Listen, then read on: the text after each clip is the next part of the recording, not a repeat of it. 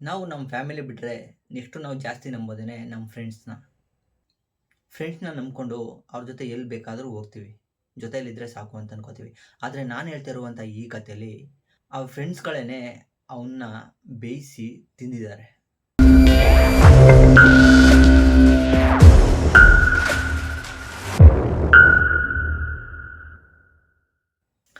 ಇದು ನಡೆಯೋದು ಬಾಂಗ್ಲಾದೇಶದಲ್ಲಿ 2023 ಆಗಸ್ಟ್ 27ನೇ ತಾರೀಕು. ಕೊಲೆಯಾದಂಥ ಹುಡುಗನ ಹೆಸರು ಸಿಬ್ಲಿ ಸಿದ್ದಿಕ್ ಹೃದಯ್ ಅಂತ. ಈ ಸಿಬ್ಲಿ ಮಿಡಲ್ ಕ್ಲಾಸ್ ಹುಡುಗ. ಅವ್ರ ಮನೇಲಿ ತುಂಬ ಕಷ್ಟ ಇರುತ್ತೆ. ಓದ್ತಾ ಇರ್ತಾನೆ. ಓದೋದ್ರ ಜೊತೆಗೇನೆ ಮನೆಗೆ ಸಹಾಯ ಮಾಡಬೇಕು ಅಂತ ಪಾರ್ಟ್ ಟೈಮ್ ಕೆಲಸಕ್ಕೂ ಕೂಡ ಹುಡುಕ್ತಾ ಇರ್ತಾನೆ. ಆವಾಗ ಅವ್ನು ಹುಡುಕ್ತಿರ್ಬೇಕಾದ್ರೆ ಸಿಗೋದೇನೆ ಒಂದು ಪೌಲ್ಟ್ರಿ ಫಾರ್ಮಲ್ಲಿ ಕೋಳಿ ನೋಡ್ಕೊಳ್ಳೋ ಅಂಥ ಕೆಲಸ ಸಿಗುತ್ತೆ. ಪೌಲ್ಟ್ರಿ ಫಾರ್ಮ್ ಅಂದರೆ ಗೊತ್ತಿರಬೇಕಲ್ಲ, ಈ ಕೋಳಿಗಳನ್ನೆಲ್ಲ ಸಾಕ್ತಾರಲ್ಲ, ಅಲ್ಲಿ ಅವನಿಗೆ ಪಾರ್ಟ್ ಟೈಮ್ ಆಗಿ ಒಂದು ಕೆಲಸ ಸಿಗುತ್ತೆ. ಸಿಬ್ಲಿ ಓದಿದ್ರ ಕಾರಣ ತುಂಬ ಬುದ್ಧಿವಂತ ಆಗಿರ್ತಾನೆ. ಅಲ್ಲಿ ಮೊದಲು ಕೆಲಸ ಮಾಡ್ತಿದ್ದವ್ರನ್ನೆಲ್ಲರನ್ನು ಪರಿಚಯ ಮಾಡಿಕೊಂಡು ಫ್ರೆಂಡ್ಸ್ ಮಾಡ್ಕೋತಾನೆ. ಮತ್ತು ಅವ್ನ ಕೆಲಸ ಪರ್ಫೆಕ್ಟಾಗಿರುತ್ತೆ. ಯಾವುದೇ ರೀತಿ ಲೋಪ ಇಲ್ಲದೇ ಎಲ್ಲ ಕೆಲಸನೂ ಮಾಡ್ಕೊಂಡು ಹೋಗ್ತಾ ಇರ್ತಾನೆ. ಮತ್ತು ಆ ಪೌಲ್ಟ್ರಿ ಫಾರ್ಮ್ ಓನರ್ ಇರ್ತಾರಲ್ಲ, ಅವ್ರಿಗೆ ತುಂಬ ಹತ್ರ ಆಗ್ತಾನೆ. ಆ ಪೌಲ್ಟ್ರಿ ಫಾರ್ಮ್ ಓನರ್ಗೂ ನಂಬಿಕೆ ಬರುತ್ತೆ, ಇವನ್ನ ನಂಬಿ ನಾನು ಯಾವ ಕೆಲಸನಾದರೂ ಕೊಡ್ಬೋದು, ಇವ್ನು ನಂಗೆ ಮೋಸ ಮಾಡಲ್ಲ ಅಂತ. ಅದೇ ವಿಶ್ವಾಸದಲ್ಲಿ ಆ ಓನರು ಇವನಿಗೆ ಆ ಫಾರಮ್ ಇರುತ್ತಲ್ಲ, ಅದನ್ನ ಮ್ಯಾನೇಜ್ಮೆಂಟ್ ಮಾಡೋದಕ್ಕೆ ಇವನಿಗೆ ಹೇಳ್ತಾರೆ. ಅಂತಂದರೆ ಅಲ್ಲಿ ಕೆಲಸಗಳನ್ನೆಲ್ಲ ಮಾಡಿಸೋದು, ಎಲ್ಲರಿಗೂ ಹೇಳಿ ಮಾಡಿಸೋದು, ಆ ಪೂರ್ತಿ ಫಾರ್ಮ್ನ ಮೇಂಟೈನ್ ಮಾಡೋದನ್ನು ಇವನಿಗೆ ವಹಿಸ್ತಾರೆ. ಇವನಿಗೆ ಕೇವಲ 19 ವರ್ಷ. ಆದರೆ ಇವನಿಗಿಂತ ಮೊದಲು ಬಂದಿದ್ರಲ್ಲ ಹುಡುಗರು, ಅವ್ರಿಗೆ ಇದನ್ನು ನೋಡಿ ಸಿಕ್ಕಾಬಟ್ಟೆ ಹೊಟ್ಟೆ ಉರಿಯುತ್ತೆ. ಯಾಕಂತಂದರೆ ನಾವು ಆದಮೇಲೆ ಕೆಲಸಕ್ಕೆ ಬಂದಂಥ ಹುಡುಗ, ಕೇವಲ 19 ವರ್ಷ, ನಮಗಿಂತ ಚಿಕ್ಕವನು ನಮ್ಮನ್ನ ಮ್ಯಾನೇಜ್ಮೆಂಟ್ ಮಾಡೋಂಗೆ ಆಗೋದ್ನಲ್ಲ ಅಂತ ಸಿಕ್ಕಾಬಟ್ಟೆ ದ್ವೇಷ ಬೆಳೆಸ್ಕೋತಾರೆ ಇವನ ಮೇಲೆ. ಮತ್ತು ಯಾವ ಕೆಲಸನೂ ಕರೆಕ್ಟಾಗಿ ಮಾಡ್ತಿರಲ್ಲ. ಯಾಕಂತಂದ್ರೆ ಫ್ರೆಂಡ್ ಅಲ್ವಾ, ಏನೇನು ಮಾಡಿದ್ರು ನಡೆಯುತ್ತೆ ಅಂತ ಅಂದ್ಬಿಟ್ಟು ಯಾವ ಕೆಲಸನೂ ಕರೆಕ್ಟಾಗಿ ಮಾಡ್ತಿರಲ್ಲ ಇವರು. ನಮ್ಮ ಹುಡುಗ ನೋಡ್ಕೊತಾನೆ ಅಂತ ಅಂದ್ಬಿಟ್ಟು ಯಾವುದೇ ಕೆಲಸ ಆದ್ರೂ ಕೇರ್ಲೆಸ್ಸಾಗಿ ಮಾಡ್ತಾ ಇರ್ತಾರೆ. ಆದರೆ ಸಿಬ್ಲಿಗೆ ಇದು ಇಷ್ಟ ಆಗೋದಿಲ್ಲ.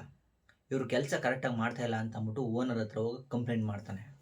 ಓನರ್ ಹತ್ರ ಹೋಗಿ ಕಂಪ್ಲೇಂಟ್ ಮಾಡಿದ್ಮೇಲೆ ಓನರು ಎಲ್ಲರನ್ನೂ ಕರೆಸ್ಬಿಟ್ಟು ಸಿಕ್ಕಾಬಟ್ಟೆ ಬೈತಾರೆ ಅವ್ರಿಗೆ. ಇವನ ಜೊತೆ ಕೆಲಸ ಮಾಡ್ತಿರ್ತಾರ 3 ರಿಂದ 4 ಜನ, ಅವ್ರಿಗೆ ಸಿಕ್ಕಾಬಟ್ಟೆ ಬೈತಾರೆ. ಆವಾಗ ಇವನ ಜೊತೆ ಕೆಲಸ ಮಾಡ್ತಿದ್ದಂಥ ಎಲ್ಲರೂ ಸೇರಿಕೊಂಡು ಸಿಬ್ಲಿಗೆ ಸರಿಯಾಗಿ ಹೊಡಿಬೇಕು, ಅವನ ಮೇಲೆ ಏನಾದರೂ ದ್ವೇಷ ತೀರಿಸ್ಕೋಬೇಕು, ಅವನಿಗೆ ಚೆನ್ನಾಗಿ ಹೊಡಿಬೇಕು ಅಂತ ಪ್ಲ್ಯಾನ್ ಹಾಕೋತಾರೆ. ಈ ವಿಷಯ ಓನರ್ಗೆ ಗೊತ್ತಾಗಿ ಎಲ್ಲರನ್ನೂ ಕರೆಸ್ಬಿಟ್ಟು ಕಾಂಪ್ರಮೈಸ್ ಮಾಡಿಸ್ತಾನೆ. ಇನ್ಮೇಲೆ ಯಾರೂ ಜಗಳಾಡೋದಕ್ಕೆ ಹೋಗಬೇಡಿ, ಏನು ಮಾಡಬೇಡಿ, ಕರೆಕ್ಟಾಗಿ ಕೆಲಸ ಮಾಡ್ಕೊಂಡು ಹೋಗಿ ಅಂತ ಓನರ್ ಹೇಳ್ತಾನೆ.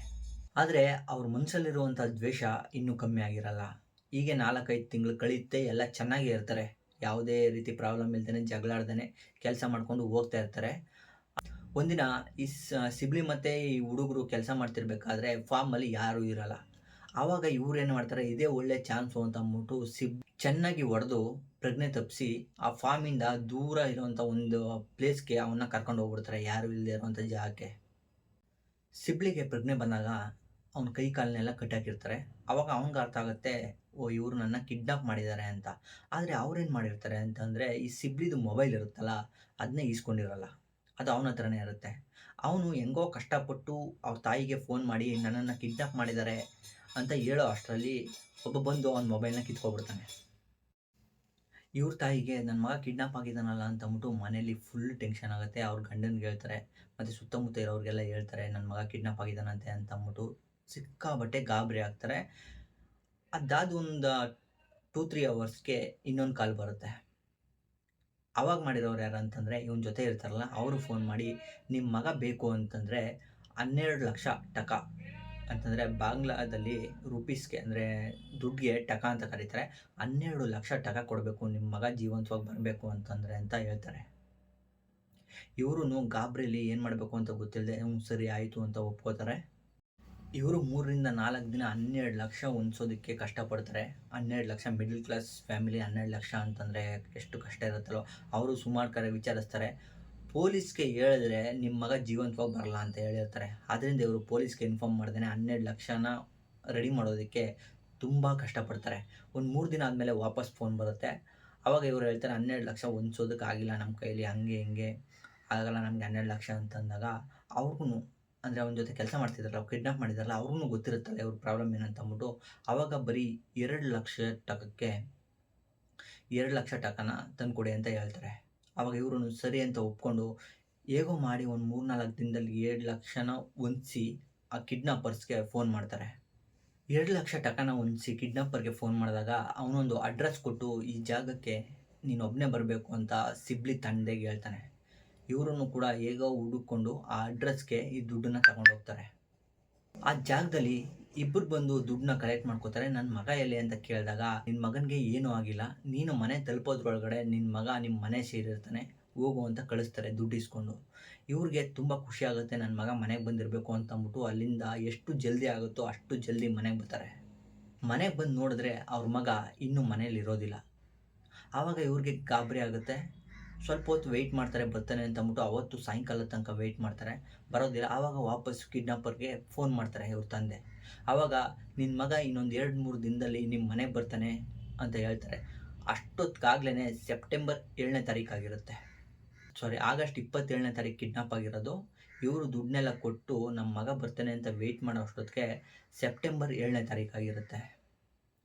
ಆವಾಗ ಇನ್ನೂ ವೆಯ್ಟ್ ಮಾಡಿದ್ರೆ ಪ್ರಯೋಜನ ಇಲ್ಲ, ನನ್ನ ಮಗ ಇನ್ನೂ ಬಂದಿಲ್ಲ ಅಂತಂದರೆ ಅವ್ನಿಗೇನು ಹೆಚ್ಚು ಕಡಿಮೆ ಆಗಿರಬೇಕು ಅಂತ ಗಾಬರಿ ಹಾಕ್ಕೊಂಡು ಇವರು ಪೊಲೀಸ್ ಸ್ಟೇಷನ್ಗೆ ಕಂಪ್ಲೇಂಟ್ ಕೊಡೋದಕ್ಕೆ ಅಂತ ಹೋಗ್ತಾರೆ. ಪೊಲೀಸ್ಗೆ ಏನೇನು ನಡೀತು ಮತ್ತು ನಾವು ಎಷ್ಟು ದುಡ್ಡು ಕೊಟ್ಟಿದ್ದೀವಿ ಅವ್ರಿಗೆ ಅಂತ ಡೀಟೇಲಾಗಿ ಪ್ರತಿಯೊಂದು ವಿಷಯನ ಪೊಲೀಸ್ಗೆ ಹೇಳ್ತಾರೆ. ಅಲ್ಲಿ ಕಂಪ್ಲೇಂಟ್ನ ರಿಜಿಸ್ಟರ್ ಮಾಡ್ತಾರೆ. ಪೊಲೀಸವ್ರನ್ನು ಕೂಡ ತುಂಬ ಕಡೆ ವಿಚಾರಿಸ್ತಾರೆ, ಎಲ್ಲರನ್ನೂ ಕೇಳ್ತಾರೆ, ಅಕ್ಕಪಕ್ಕದ ಮನೆಯವರು ಎಲ್ಲರನ್ನೂ. ಆಗ ಅವರು ಸಿಬ್ಲಿ ಒಳ್ಳೆ ಹುಡುಗ, ಅವನದೇನು ಪ್ರಾಬ್ಲಮ್ ಇಲ್ಲ, ಯಾವುದೇ ಜಗಳಕ್ಕಾಗಲಿ ಇದಕ್ಕಾಗಲಿ ಅವ್ನು ಹೋಗ್ತಾ ಇರಲಿಲ್ಲ, ಜಗಳ ಆದ್ರೂ ಕೂಡ ಅವನೇ ಸೈಲೆಂಟಾಗಿ ಇದ್ಬಿಡ್ತಿದ್ದ ಅಂತ ಹೇಳ್ತಾರೆ. ನೆಕ್ಸ್ಟು ಅವನು ಕೆಲಸ ಮಾಡ್ತಿದ್ದಂಥ ಜಾಗಕ್ಕೆ ವಿಚಾರಿಸೋದ ಅಂತ ಪೊಲೀಸ್ನವರು ಆ ಫಾರ್ಮ್ಗೆ ಹೋಗ್ತಾರೆ. ಫಾರ್ಮ್ಗೆ ಹೋಗಿ ವಿಚಾರಿಸಿದಾಗ ಹಿಂದೆ ಗಲಾಟೆ ನಡೆದಿತ್ತು, ನಮ್ಮಲ್ಲಿ ಕೆಲಸ ಮಾಡ್ತಿದ್ದವ್ರಿಗೂ ಸಿಬ್ಲಿಗೂ ಗಲಾಟೆ ನಡೆದಿತ್ತು ಅಂತ ಆ ಫಾರ್ಮ್ನ ಓನರ್ ಹೇಳ್ತಾನೆ. ಆವಾಗ ಅಲ್ಲಿ ಕೆಲಸ ಮಾಡ್ತಿದ್ದವ್ರನ್ನೆಲ್ಲ ಕರ್ಕೊಂಡೋಗಿ ವಿಚಾರಿಸ್ತಾರೆ.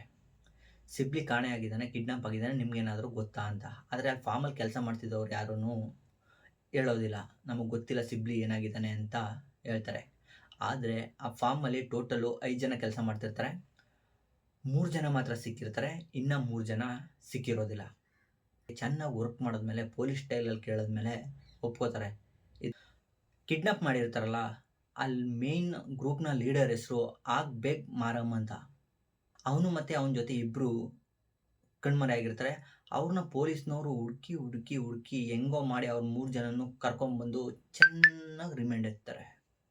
ರಿಮೈಂಡ್ ಎತ್ತಿ ಕೇಳಿದ್ಮೇಲೆ ಎಲ್ಲಿದ್ದಾನೆ ಸಿಬ್ಲಿ ಎಲ್ಲಿದ್ದಾನೆ, ಎಲ್ಲಿಟ್ಟಿದ್ದೀರಾ ಅವನ್ನ ಅಂತ ಕೇಳಿದಾಗ ಅವ್ರು ಹೇಳಿದಂಥ ಮಾತನ್ನ ಕೇಳಿ ಪೊಲೀಸ್ನವ್ರಿಗೇ ಶಾಕ್ ಆಗುತ್ತೆ.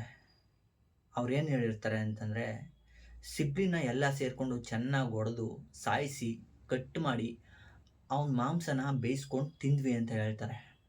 ಇದನ್ನು ಕೇಳಿ ಪೊಲೀಸ್ನವ್ರಿಗೇ ಶಾಕ್ ಆಗುತ್ತೆ. ಮತ್ತು ಮಾಂಸನೇನೋ ತಿಂದ್ರಿ, ಆದರೆ ಅವನ ಮೂಳೆಗಳಿಲ್ಲ ಅಂತ ವಿಚಾರಿಸ್ತಾರೆ. ಆವಾಗ ಇಲ್ಲೇ ಪಕ್ಕದಲ್ಲಿರುವಂಥ ಒಂದು ಬೆಟ್ಟದ ಮೇಲೆ ಅವನ ಮೂಳೆನೆಲ್ಲ ತಗೊಂಡೋಗಿ ಬಿಸಾಕಿದ್ದೀವಿ ಅಂತ ಹೇಳ್ತಾರೆ. ಸರಿ ಆಯಿತು, ಮೂಳೆಗಳನ್ನಾದರೂ ತೋರಿಸಿ ನಡ್ರಿ ಅಂತ ಅಂದ್ಬಿಟ್ಟು ಎಲ್ಲರನ್ನೂ ಆ ಬೆಟ್ಟದ ಮೇಲೆ ಕರ್ಕೊಂಡು ಹೋಗ್ತಾರೆ. ಜೊತೆಗೆ ಪೊಲೀಸ್ನವರು ಮತ್ತು ಆ ಸಿಬ್ಲಿ ಅವ್ರ ತಂದೆ ತಾಯಿ ಇದ್ರಲ್ಲ ಅವರು ಮತ್ತು ಸ್ವಲ್ಪ ಜನ ಎಲ್ಲರೂ ಸೇರಿಕೊಂಡು ಬೆಟ್ಟದ ಮೇಲೆ ಹೋಗ್ತಾರೆ. ಅಲ್ಲಿ ಸಿಬ್ಲಿದು ಕೈ ಕಾಲು ಮೂಳೆ ಎಲ್ಲ ಸಿಗ್ತವೆ. ಅದನ್ನು ನೋಡಿ ಅವ್ರ ತಂದೆ ತಾಯಿಗೆ ಸಿಕ್ಕಾಪಟ್ಟೆ ಅಳ್ತಾರೆ ಅವರು ಅಲ್ಲೇ.